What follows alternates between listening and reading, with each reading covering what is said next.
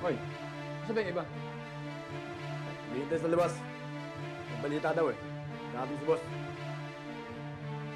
Bakit? Masama ba mabuti yan? Hindi ko alam eh. Oh, labas na kayo. Yan si boss. Paano ito? Eh kung makatakas, yari mo na! Wag! Gusto ang bahala dyan. Sige na. Lumabas na kayo. Sunod na ko ron. Sorry ka na lang.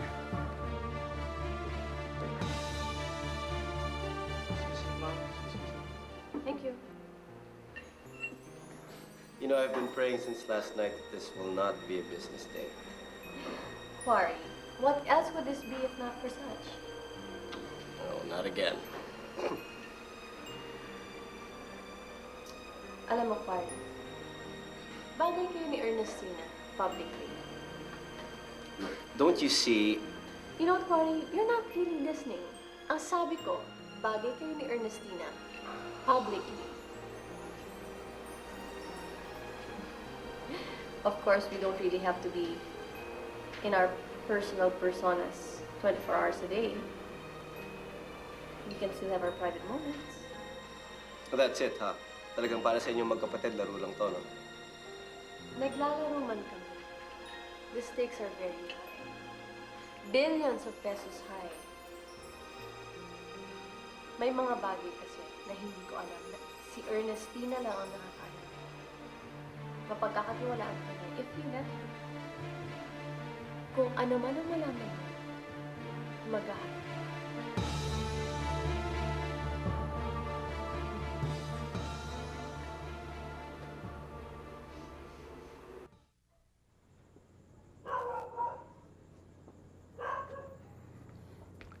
Ernestina,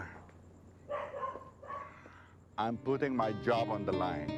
So, walang dapat makaalam ng sinabi ko sa'yo. So, doble pala ang mana ni Alicia. Nakikinig ka ba sa akin, Ernestina? Mawawala lahat yon pag kinasal si Rosa Camila at Carlito. Please, Ernestina. Pakiusap. Ano pa bang inaalala niyo, attorney? Once daddy's gone, higit sa kalahati ng kayamanan ng Montemayor, nasa akin na. But your daddy is still alive.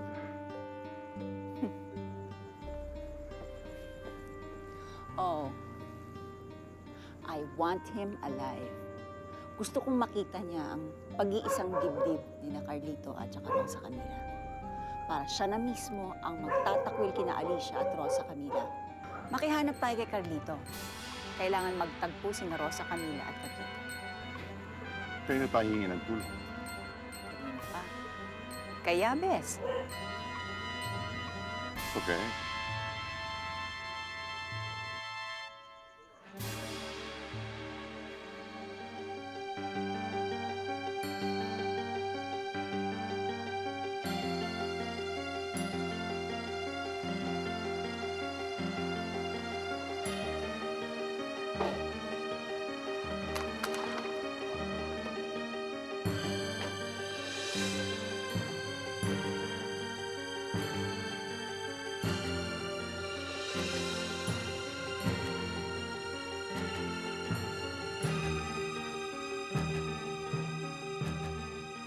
Attorney, nandito na ako kami sa target area. Excited namin dito, 4 na lalaki. Attorney, may dumating na kotse. Hindi mo makita kung sino nakasakay? Negatibo, attorney. Sugod na ba kayo? Tiyempo lang kami, attorney.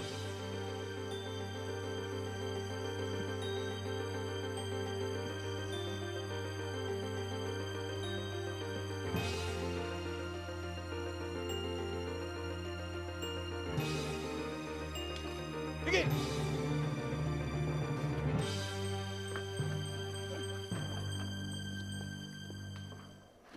Boss, tuloy na natin. May baril ka ba dyan hindi matitikit sa akin? Boss, sel mo. Di patalim. Maingay ang maril. Okay na. Boss! Boss! Boss! Sunod tayo ng mga parak! Ano? Sa akin na dali!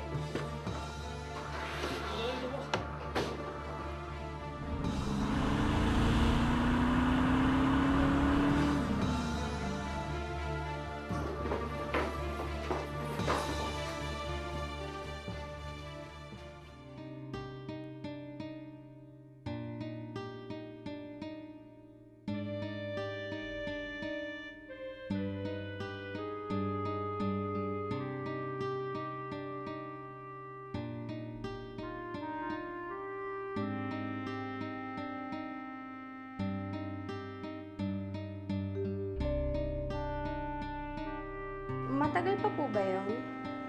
Hindi ko rin alam.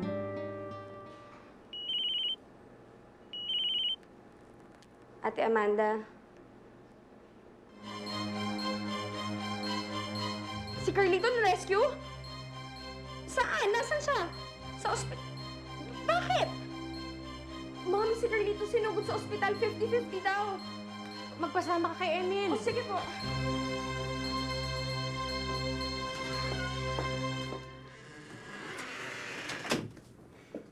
Ano ba kayo? Kayo na pa kayo nagdededmangan sa party ko, ha? Nakafocus lang kami sa party mo, Paloma. Lalabas muna ako. Mag-focus kayo sa mga sarili mo.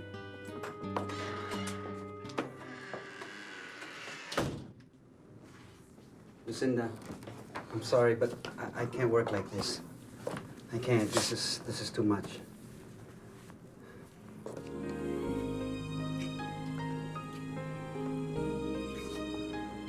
What was that? Nakapag-isip-isip na ako. That. Natama ka. Mayang ups pa ako kay Nestor.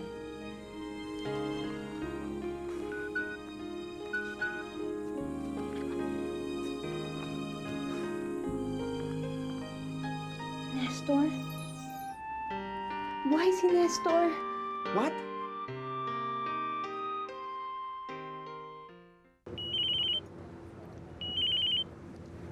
Hello? O sige, ngayon din. Nakita na si Carlito. Talaga, Lola? Kapatid ko! Lola? Lola, bakit ho? We have to take him to the hospital. Hospital? Bakit dito rin? Ano pa nangyari kay Carlito? Bugbog saradong buong katawan niya dahil kasi sa ginawa sa kanya ng mga kidnappers. Halina, tayo na. Bilisan niyo ng pagkain. Let's go, let's go. Let's go.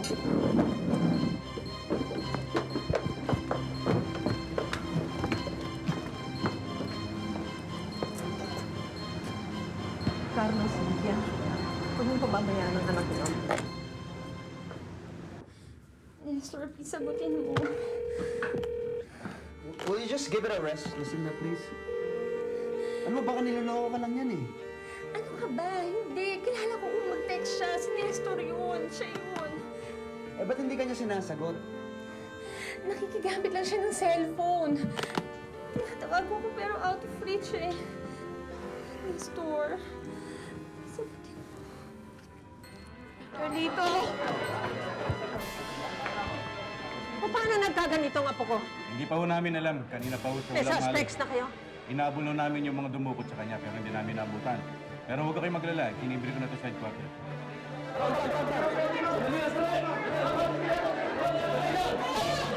Paano nalaman dito ng kabilang pamilya? Ginagawa niyo dito?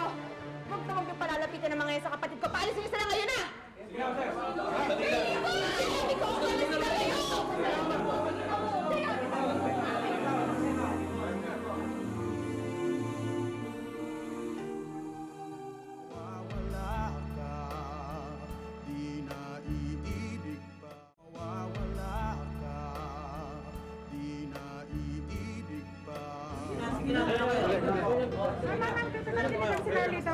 Ano ginagawa mo dito? Nagpas kami si Amanda. Nasa meeting kami na tumawag ang NBI. Kapag alala, magaling ni Carlito, itatakas natin siya para makapagpakasal kayo. Sa pagkakaalam ko, ang papa ninyo ay nasa ospital din. Bakit itong may sakit namin ang inaasikaso ninyo? Governor, kamusta na po si Carlito? Maayos na. Di ba sinabi ko sa inyo, palayasin to mga to? Bakit nandito pa sila? Sige na po, ma'am.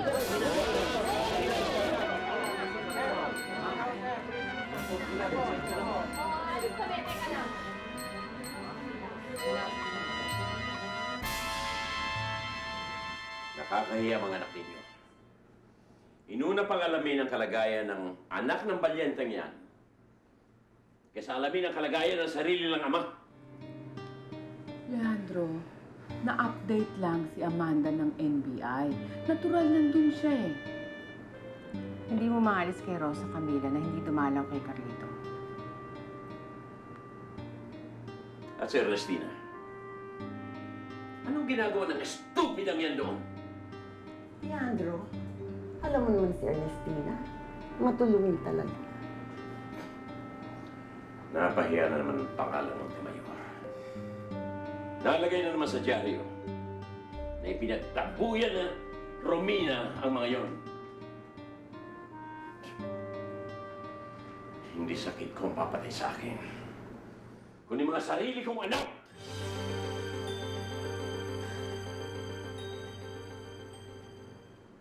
Paano ko ba mapupuntahan si Carlito? Eh, ang dami niyang bantay.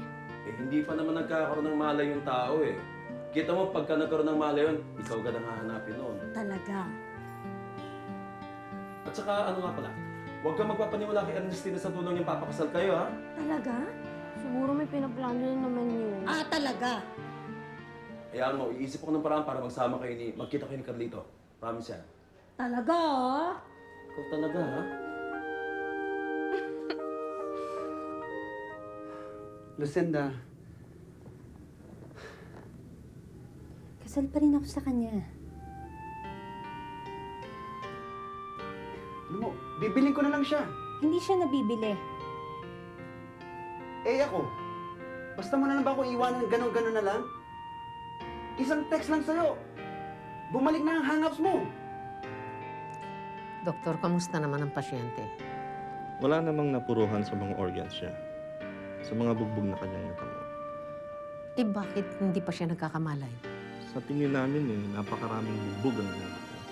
At undernourished pa siya. Mukhang hindi pinakain. Napakawalang hiya nila. Wala si Carlito. Nagkakamalay na ho.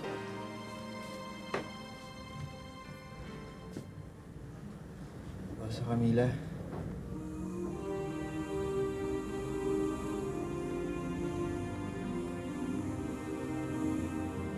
Mawawala ka, di na iibig pa.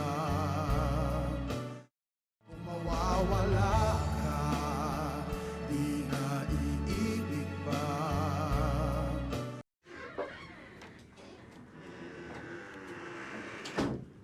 Dito kayo nag-overnight?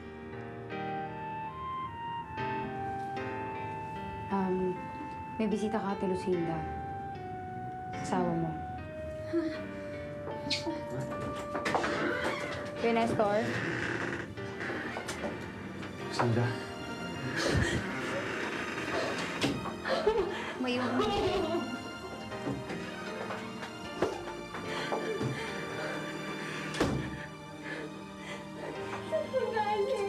Hindi man ako tinawagan kahit isang beses. Habang kwento. Sabay na natin pag-usapan. Laki na pinagbago mo. Hindi na tayo.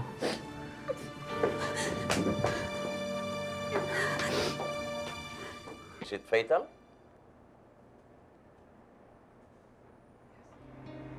Brain tumor?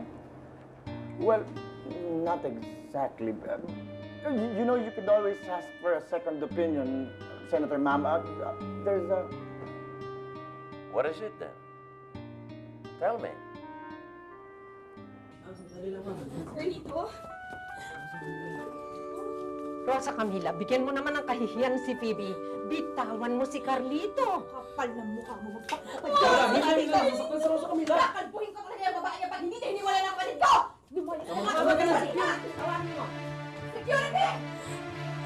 Ilabas mo ang dalawang niya! Labas ninyo! Wag! Wag!